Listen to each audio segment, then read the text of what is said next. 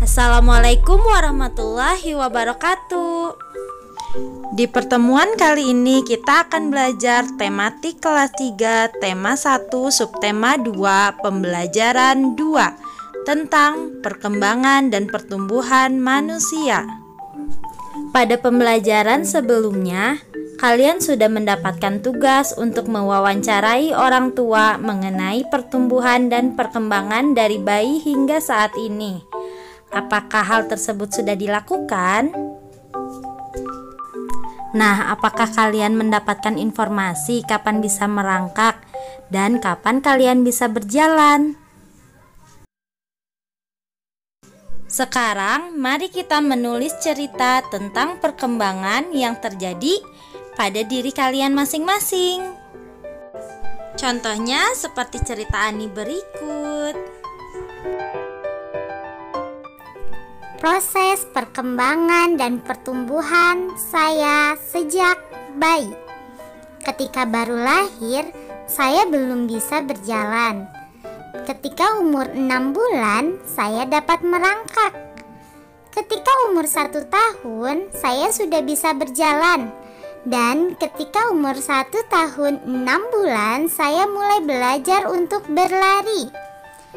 Ketika usia saya memasuki umur 6 tahun, saya sudah mulai masuk sekolah. Dengan sekolah, pikiran saya semakin berkembang.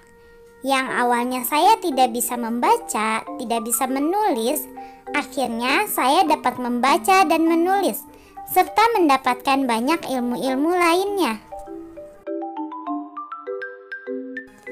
Nah, itu adalah cerita tentang perkembangan dan pertumbuhan Ani sejak dari bayi. Sekarang giliran kalian yang membuat cerita, ditulis di buku tulis ya. Tubuh manusia juga mengalami perubahan bentuk fisik, baik tinggi badan maupun berat badan. Pertumbuhan dan perkembangan manusia disebabkan oleh beberapa faktor. Di antaranya adalah: yang pertama, faktor keturunan. Yang kedua, faktor kesehatan. Faktor kesehatan ini mempengaruhi pertumbuhan dan perkembangan manusia. Jika kita sedang sakit, maka perkembangan kita akan terhambat. Maka dari itu, jagalah kesehatan kalian. Faktor yang ketiga adalah makanan. Apa yang kita makan memiliki sumber gizi dan vitamin. Nasi yang kita makan mengandung karbohidrat yang berguna untuk membentuk sumber energi utama bagi tubuh kita. Selain karbohidrat, tubuh juga membutuhkan sumber protein dan mineral. Maka dari itu, kita harus mengkonsumsi makanan sehat bergizi. Allah menciptakan manusia berbeda-beda. Perbedaan adalah karunia yang harus kita syukuri. Dengan adanya perbedaan, Indonesia dan dunia menjadi sangat beragam. Kita harus saling menghargai dan menghormati setiap perbedaan. Nah, mari kita perhatikan gambar berikut ini.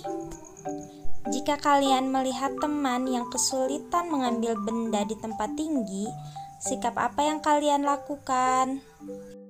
Wah, ternyata teman kita sedang kesulitan dalam membawa barang bawaannya.